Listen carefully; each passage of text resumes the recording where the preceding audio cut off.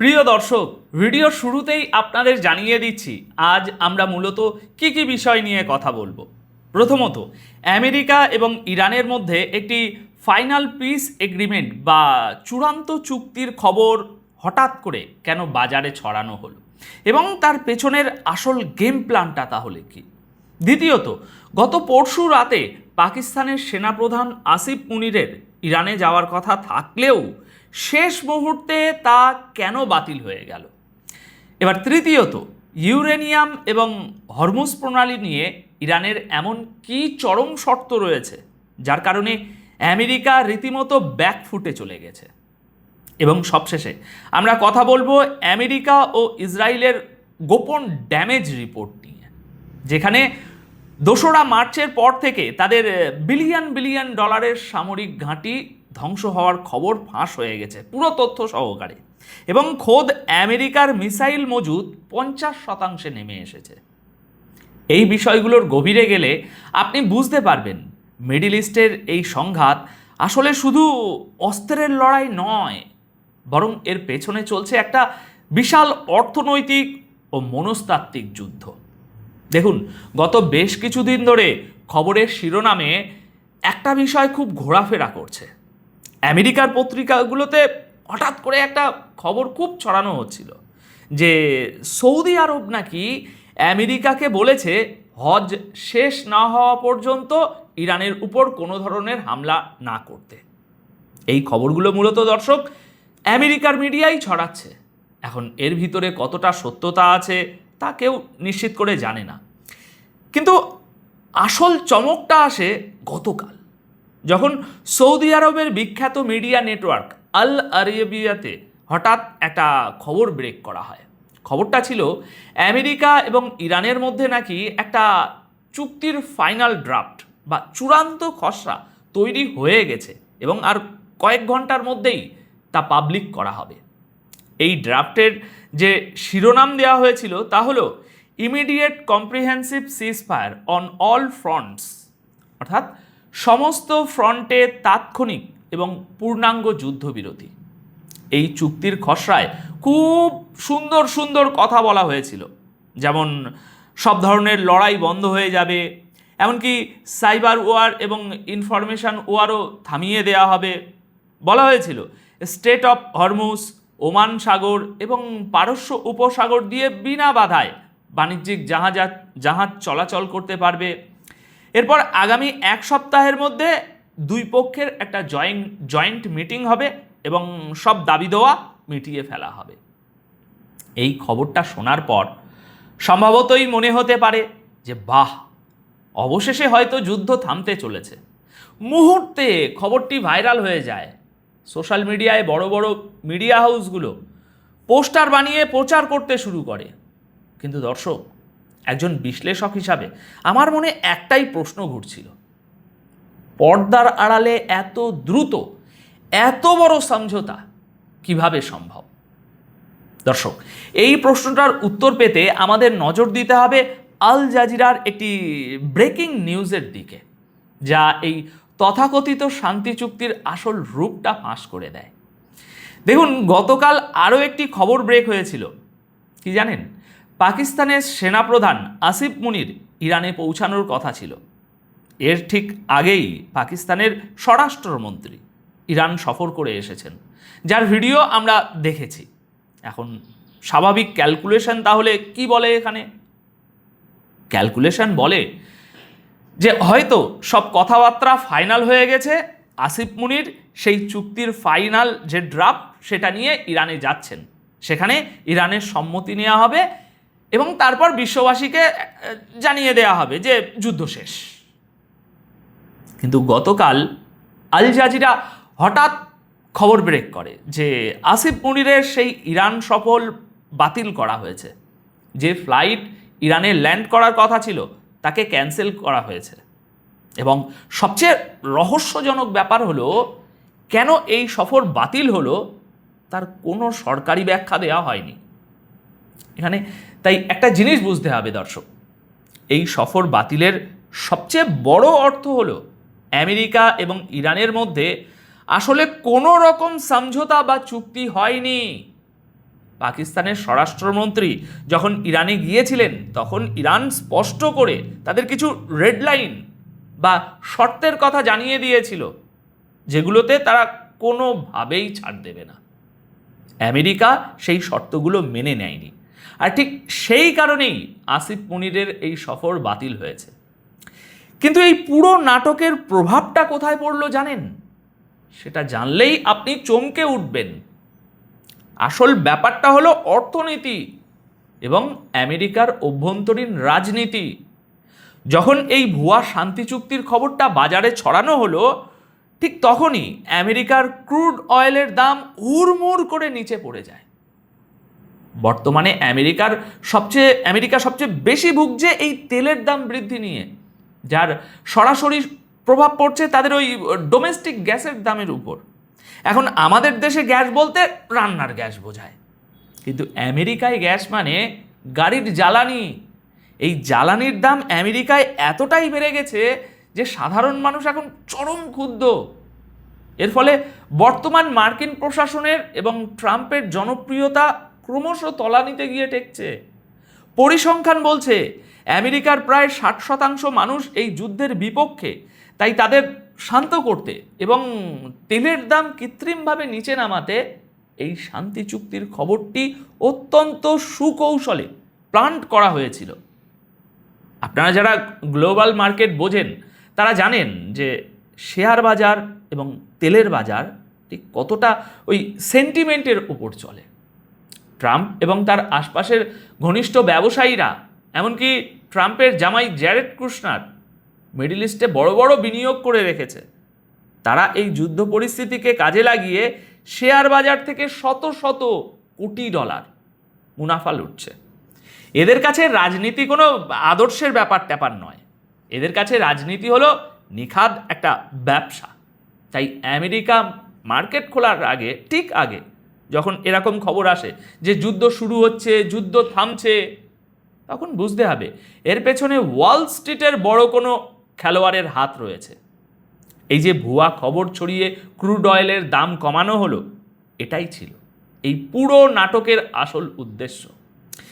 এখন প্রশ্ন হলো, আমি কেন বারবার বলছি যে ইরান এবং আমেরিকার মধ্যে এই মুহূর্তে কোনো চুক্তি হওয়া প্রায় অসম্ভব?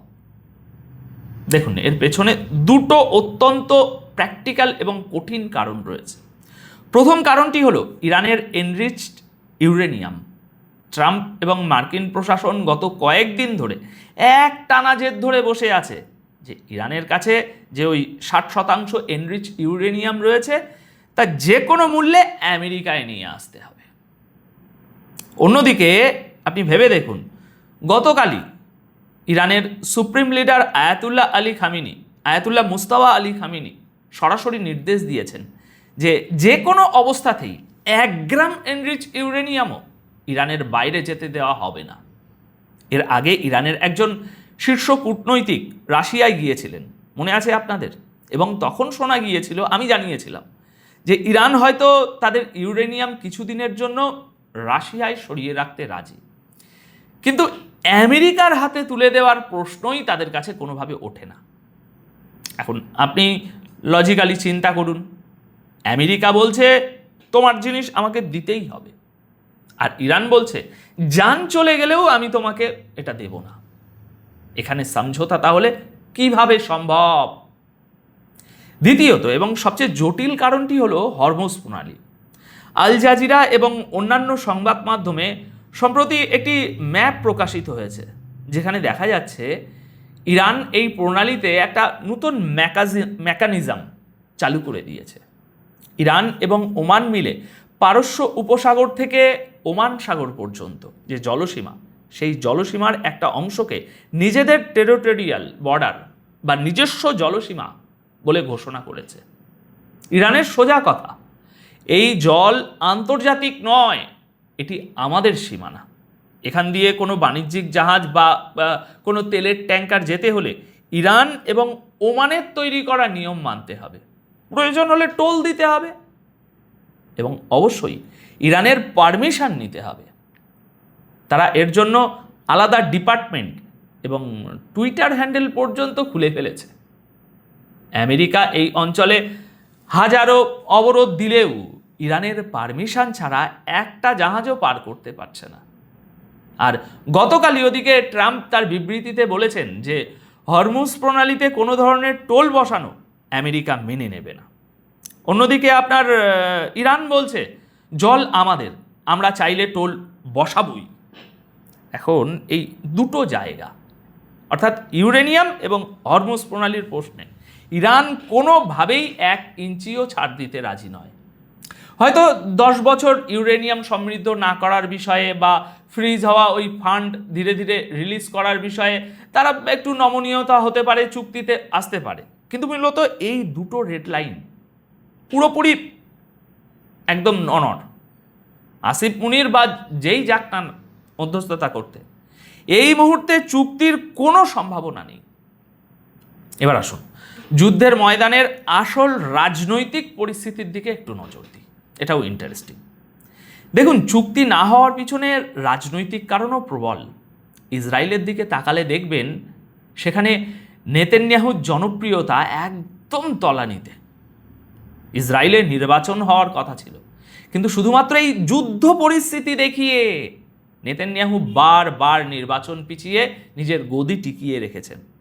এখন যদি যুদ্ধবিরতি হয় তবে নেতানিয়াহুকে বাধ্য হয়ে নির্বাচন করাতে হবে, এবং এটা প্রায় নিশ্চিত যে সে তার গদি হারাবে। তাই সে আজ যে কোনো মূল্যে চায় এই যুদ্ধ চলতে থাকুক। অন্যদিকে যুদ্ধ এখনও কেন বৃহত্তর রূপ নিচ্ছে না, তার আসল কারণ হলো পশ্চিমা জোটের ভয়াবহ সামরিক ও অর্থনৈতিক ক্ষতি, যা মেইনস্ট্রিম মিডিয়া চেপে রেখেছিল। কিন্তু এখন আসল রিপোর্ট বাইরে আসছে। আমেরিকার একটি নিজস্ব কমিটির রিপোর্ট অনুযায়ী, যা সম্প্রতি বাইরে এসেছে, এই সংঘাতে আমেরিকার অন্তত 42টি ড্রোন এবং আধুনিক বিমান ভূপাতিত হয়েছে। তার চেয়েও ভয়ঙ্কর তথ্য হলো আমেরিকার মোট মিসাইল মজুতের 50% নাকি শেষ হয়ে গেছে। এখন এই বাকি অর্ধেক মিসাইল দিয়ে তারা শুধু ইরানের সাথে যুদ্ধ করবে, নাকি সারা বিশ্বে তাদের যে বেস আছে সেই বেসগুলোতে মজুদ রাখবে, সেটা নিয়ে পেন্টাগন চরম সংকটে আছে। ইরানের সুপ্রিম লিডারের উপদেষ্টা আলী আকবর বিলায়েতি তিনি তো স্পষ্ট করে বলে দিয়েছেন, আমি শুনিয়েছি এর আগে, এবার যদি বৃহত্তর সংঘাত শুরু হয় তবে আমেরিকাকে পুরো পশ্চিম এশিয়া বা মিডল ইস্ট ছেড়ে পালাতে হবে। এদিকে ইসরায়েলের ড্যামেজ রিপোর্ট তো আরও ভয়াবহ। তারা মিলিটারি সেন্সরশিপ লাগিয়ে নিজেদের ক্ষতি লুকানোর একটা আপ্রাণ চেষ্টা করেছিল ঠিকই, কিন্তু এখন তাদের নিজস্ব পত্রিকাতেই আসল সত্য ফাঁস হয়ে যাচ্ছে একটু একটু করে। ইসরায়েলের যে সামরিক ইনফ্রাস্ট্রাকচার ধ্বংস হয়েছে তার মূল্য প্রায় $1.8 বিলিয়ন এবং সামগ্রিক অর্থনৈতিক ক্ষতির পরিমাণ প্রায় $5 বিলিয়ন ছুঁয়েছে। অন্যদিকে এই যুদ্ধে আমেরিকার প্রায় $29 বিলিয়ন ক্ষতি হয়েছে, অর্থাৎ শুধু আমেরিকা এবং ইসরায়েল মিলে প্রায় $50 বিলিয়ন ক্ষতির সম্মুখীন হয়েছে। এর সাথে যদি মিডল ইস্টের অন্যান্য জায়গায় হওয়া যেসব আঘাত সেগুলো যোগ করা হয় তবে এই ক্ষতির পরিমাণ $100 বিলিয়ন কাছাকাছি চলে যাবে। মূলত এই বিপুল অর্থনৈতিক এবং সামরিক ব্যাকল্যাশের কারণেই আমেরিকার মিলিটারি কমান্ড তাদের পলিটিশিয়ানদের আজ বোঝাচ্ছে যে এই মুহূর্তে নতুন করে যুদ্ধ শুরু করাটা হবে আত্মঘাতী। দর্শক, আমি আগেও বলেছিলাম আপনাদের, এই যে সৌদি আরব বা কাতার যুদ্ধ থামাতে বলছে, এটা যতটা না সত্য তার চেয়ে বড় সত্য হলো খোদ মার্কিন সেনাবাহিনী আপাতত আর ধ্বংসযজ্ঞের দায় নিতে চাইছে না। কিন্তু নেতানিয়াহুর নিজের গদি বাঁচাতে মরিয়া হয়ে আমেরিকার উপর চাপ প্রয়োগ করেই যাচ্ছে। কিন্তু এত সব সত্ত্বেও একটা কথা আপনাদের খুব পরিষ্কারভাবে আজ মাথায় রাখতে হবে। প্রথমত, কোনো শান্তি চুক্তি এখনো হয়নি এবং সহসা হওয়ার কোনো সম্ভাবনাও নেই। দ্বিতীয়ত, হজ চলাকালীন হোক বা তার পরে এই বারুদ যে কোনো মুহূর্তে জ্বলে উঠতে পারে।